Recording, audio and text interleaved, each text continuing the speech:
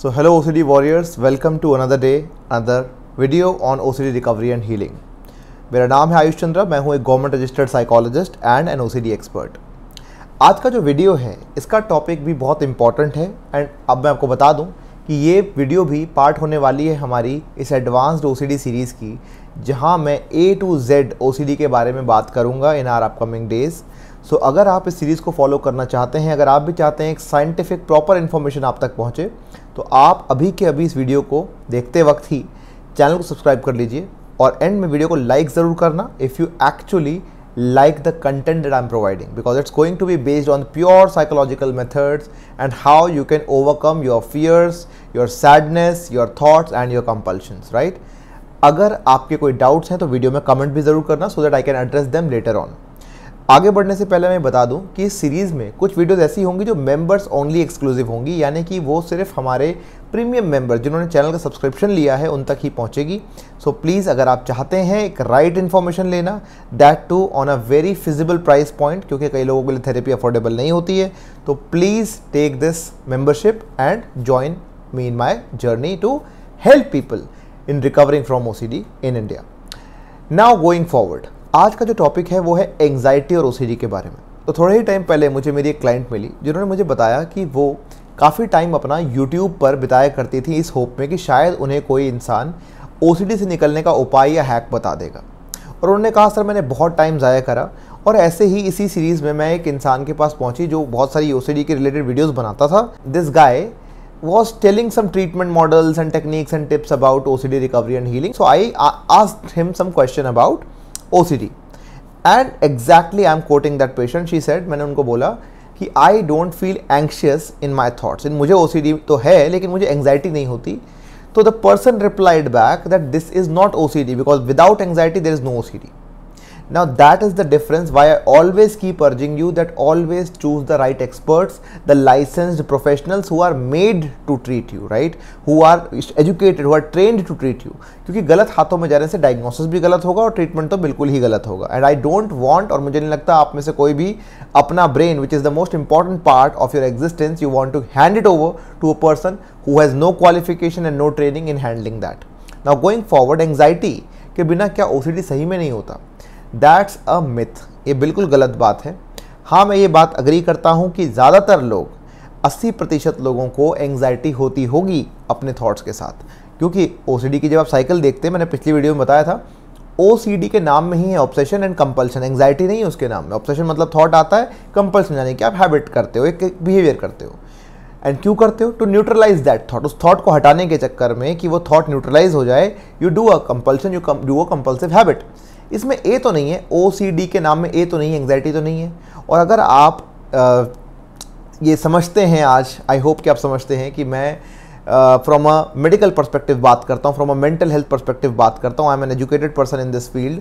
आपको ये जान के शायद हैरानी होगी कि मेंटल हेल्थ की किताबों में से हमारी जो डायग्नोस्टिक क्राइटेरियाज की बुक है ICD-11 और DSM-5-TR, जो भी लेटेस्ट वर्जन्स हैं, इनमें OCD, ऑब्सेसिव कंपल्सिव डिसऑर्डर, एक अलग ही कैटेगरी है। ये एंग्जाइटी से अलग कैटेगरी है, बिल्कुल सेपरेट। एंग्जाइटी डिसऑर्डर्स अलग हैं, OCD कैटेगरी अलग है। और ये क्यों करी गई है, क्यों अलग अलग सेक्शन है इसके?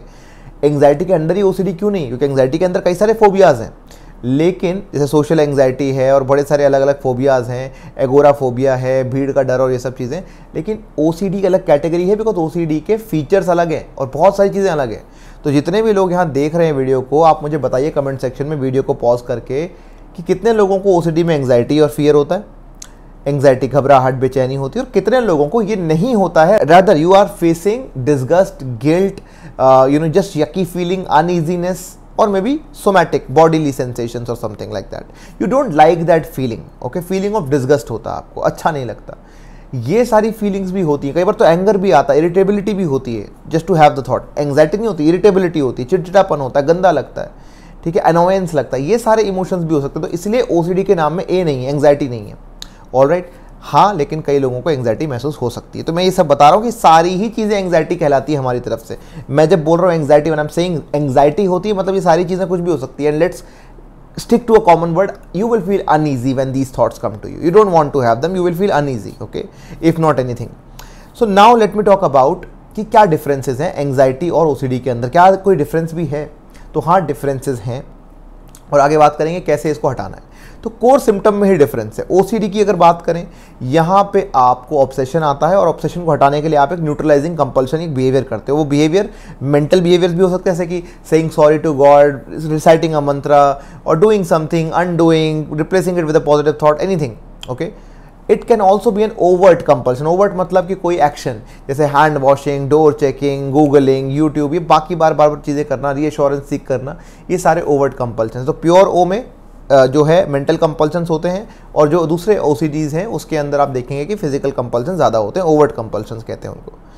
Anxiety on the other hand, आपको समझना चाहिए कि ओसीडी वाले पेशेंट को समझ में आता है कि मेरे फियर्स इलॉजिकल हैं, ये थॉट्स इलॉजिकल है, इंट्रूसिव है, अपने आप आ रहे हैं। एंग्जाइटी में ऐसा नहीं है। Anxiety is a very normal emotion, anybody can have it. Yes, the severity, the intensity can very. जैसे कि किसी का एग्जाम है तो उसको ज़्यादा घबराहट हो रही है, लेकिन ये रियल इवेंट से जुड़ी हुई एंग्जाइटी है। फियर है, वरी है, रियल इवेंट को लेकर है। एग्जाम आ रहे हैं या मुझे कुछ और चीज़ में प्रेजेंटेशन देना है, सोशल एंग्जाइटी है, कोई फंक्शन में जाना है, रियल इवेंट है। इंसान को भी पता है, उसके आसपास वालों को भी पता है, रियल इवेंट से जुड़ा हुआ इसका फियर है। लेकिन ओसीडी में रियल इवेंट से जुड़ा हुआ फियर नहीं है, बिकॉज आपके आसपास वालों को भी पता है कि आपका जो है ये कैटास्ट्रॉफिक थिंकिंग है, बहुत ज़्यादा सोच रहे हो आप, एक्सेसिव सोच रहे हो, और आपको भी पता है that you are somewhere this thought is not making sense to you, right. तो एक कोर फीचर में ही डिफरेंस है। फिर रिस्पॉन्स टू थॉट भी अलग है। जैसे एंग्शियस पीपल जो आप देखेंगे, किसी चीज़ को एंग्जाइटी हो रही है तो वो उसको अवॉइड करना चाहेगा, उस सिचुएशन में नहीं जाएगा, भागेगा वहाँ से, अवॉइड करना चाहेगा। लेकिन ओसीडी में अवॉइडेंस भी होता है, लेकिन एक कंपल्सिव हैबिट भी जुड़ी होती है, something, some behaviour to neutralise it, वो भी आप देखेंगे। तो ये एक रिस्पॉन्स कैसे करते हैं थॉट में, ये भी फर्क है। न्यूरोलॉजिकल फैक्टर्स में भी डिफरेंस है। तो ओसीडी के जो प्रोमिनेंट एरियाज जो इन्वॉल्व होते हैं वो है ऑर्बिटोफ्रंटल कॉर्टेक्स, जहाँ से आपको थॉट्स आते हैं कि कुछ गलत हो रहा है, कोई डेंजर का सिग्नल, गलत परसेप्शन होता है आपका। फिर बेसल गैंग्लिया भी इन्वॉल्व है, स्ट्रियाटम इन्वॉल्व है कि ब्रेक नहीं लग पाता आपके अपने बिहेवियर्स के ऊपर। फिर एंटीरियर सिंगुलेट कॉर्टेक्स, एसीसी, वो भी इन्वॉल्व है इसके अंदर, जो इमोशंस आपको फील होते हैं, राइट।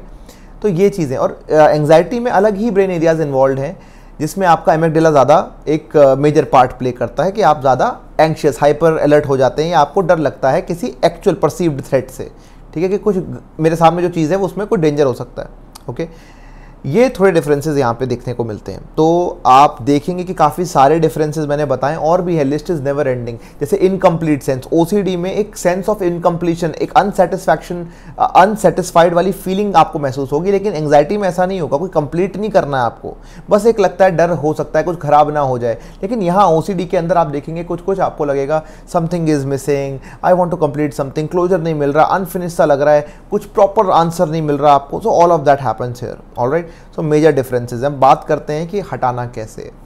देखो, आप जब मेडिसिन की बात करते हैं, और मेडिसिन की बात करते हैं एंग्जाइटी के कंटेक्स्ट में, आपको बता रहा हूँ, आगे आने वाली वीडियोस में मेडिसिन की बात भी करने वाला हूँ, पूरा एक्सप्लेन करूँगा कि क्या रोल है उसका। लेकिन अगर ऑब्सेशन थॉट आ रहा है आपको, उसके बाद आपको एंग्जाइटी हो रही है, अनईजी लग रहा है, ठीक है, एंग्जाइटी हो रही है, आपको फिजियोलॉजिकल एंग्जाइटी भी हो सकती है कि शरीर में सिम्टम्स आ रहे हैं, घबराहट, पैल्पिटेशन, ड्राई थ्रोट और हेडेक्स और something like tingling sensation, panic attacks भी आ सकते हैं। जब एंग्जाइटी हो रही है तो मेडिसिन आपकी एंग्जाइटी को सप्रेस कर देती है, एक पेन किलर की तरह, लेकिन वो हटाएगी नहीं। जिस दिन आपकी दवाई गई उस दिन आपकी एंग्जाइटी प्रोबेबली वापस आ जाएगी। ओके, कंपल्सन आप फिर करने लग जाओगे। प्रॉब्लम क्या है कि एंग्जाइटी जो है वो एक फिजियोलॉजिकल और मेंटल एक कंफ्यूज्ड रिस्पॉन्स दे रहा है आपका ब्रेन, ठीक है। इसको हटाने के लिए आपको अपने ब्रेन के सेंसिटिविटी को कम करना पड़ेगा, ऑलराइट। जैसे सम टूथपेस्ट होते हैं ना कि दांत की सेंसिटिविटी कम करने के लिए, वैसे ही एंग्जाइटी को कम करने के लिए, हटाने के लिए आपको एंग्जाइटी फ्री लाइफस्टाइल अपनाना पड़ेगा। सेकंड, आपको कुछ माइंडफुलनेस, मेडिटेटिव एक्सरसाइजेस करनी पड़ेंगी, वेगस नर्व स्टिमुलेशन करना पड़ेगा, जिससे आपको थोड़ा सा रिलैक्सेशन और मिलेगा। आपका ब्रेन रिलैक्स होना क्या होता है वो सीखेगा, पैरासिम्पैथेटिक एक्टिवेशन होगा आपका। तो ये सब चीज़ें आपको करनी पड़ेंगी। ओके, घर में बैठे बैठे सिचुएशन को अवॉइड करके ये नहीं जाने वाला है। क्यों?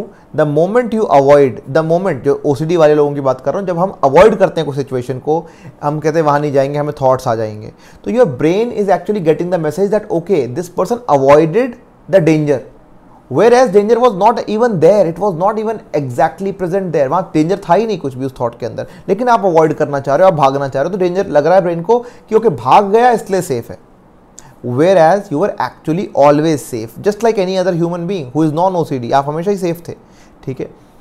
तो आपको समझना होगा भागना सही रिस्पॉन्स नहीं, ब्रेन को गलत मैसेज जा रहा है। Rather when you just stay there, let your brain adapt to the anxiety. जैसे ब्रेन को अगर आप मतलब आप ठंडे पानी के शावर में चले जाओ, आपको ठंड लगेगी, लेकिन कुछ देर बाद आप अडेप्ट कर लोगे, your body will adapt to that. Same way your neurons will also work, adaptation पे वर्क करता है। तो let yourself face the anxiety little by little.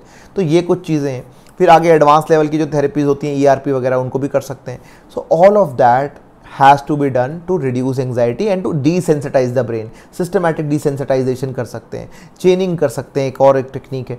तो बहुत सारी चीज़ें कर सकते हैं depending on what is your intensity, आपका क्या प्रॉब्लम है, किस तरीके का थॉट है और आपका एंग्जाइटी का लेवल क्या है। ये तो आप फिर जब आप 1-on-1 सेशन करेंगे तो ही आपको समझ में आएगा। थेरेपिस्ट ही बता सकते हैं आपको। मेरे कंसल्टेशन के बाद ही I can tell you that how much and what techniques do you have to implement first. ठीक है, सबके लिए सब टेक्निक नहीं होती, but I am telling you कि एंग्जाइटी को हटाने की सारी टेक्निक्स हैं और भी कई सारी हैं। ऑलराइट, तो ये सब करना है आपको। जब एंग्जाइटी आप डिसेंसिटाइज हो जाओगे तो दवाई भी हट जाएगी आपकी। ऑलराइट, क्यों लेना है फिर जब आप डिसेंसिटाइज हो गए, है ना। जैसे कि बचपन में साइकिल चलाना सीखते हैं तो वी हैव दैट दो supporter wheels, right. In the cycle में होता है सपोर्टर व्हील। फिर जब आप सीख जाते हो बैलेंसिंग करना तो सपोर्टर व्हील्स हटा देते हैं। This is how the therapy works. Okay, तो इसके साथ हम आगे बढ़ते हैं। अब जब हम ये कर लेते हैं तो एंग्जाइटी नहीं आई, थॉट आया भी, एंग्जाइटी हुई नहीं, अनईजी हुआ नहीं, तो कंपल्सन क्यों करूंगा मैं। कंपल्सन तो मैं अनईजीनेस की वजह से कर रहा हूँ ना, मैं अनईजी फील कर रहा हूँ, मुझे वो थॉट अनईजी फील करवा रहा है। लेकिन जब अनईजीनेस ही चली गई तो थॉट तो मेरे लिए एक नॉर्मल सा थॉट हो जाएगा, बल्कि it will be very easy for me to relabel that thought कि ये तो OCD का थॉट है, ये तो चिंटू है मेरे दिमाग में who is speaking to me. So all of that will happen and slowly your pattern will also break down. तो आप समझ के चलिए, एंग्जाइटी अपने आप में एक अलग प्रॉब्लम हो सकती है, लोगों को हो, सोशल एंग्जाइटी हो या फोबियाज हो किसी चीज़ को लेकर। OCD अलग है, यहाँ पे थॉट भी है, अनईजी फीलिंग भी है जिसको एंग्जाइटी भी कहते हैं, और फिर एक कंपल्सिव बिहेवियर भी है जो न्यूट्रलाइज कर रहा है उस थॉट को। आपको लग रहा है इसको करने से मेरा थॉट या एंग्जाइटी हट जाएगी।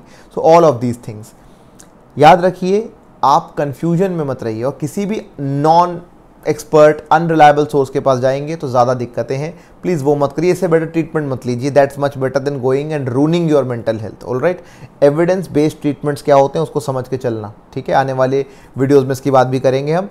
इसी के साथ वीडियो को एंड करता हूँ, धन्यवाद। एंड अगर आपके डाउट्स हैं, कुछ क्वेरीज हैं, तो प्लीज़ नीचे कमेंट सेक्शन में लिखिए। अगर आपको लगता है कुछ एप्रिसिएशन है आपके पास मेरे लिए, कोई फीडबैक है, तो प्लीज़ फीडबैक भी लिखिए। अगर आपको वीडियो पसंद आई तो लाइक करिए और चैनल को सब्सक्राइब करना बिल्कुल मत भूलना। मैं तो ये एडवाइस करूंगा मेंबरशिप के लिए भी क्लिक करो, क्योंकि जो एक्सक्लूसिव कंटेंट है वो जस्ट सीरियस पीपल के लिए ही बनाने वाला हूँ मैं, स्पेसिफिक OCDs के लिए। Okay, so let's do that and या let's go on the journey and keep beating OCD like a pro.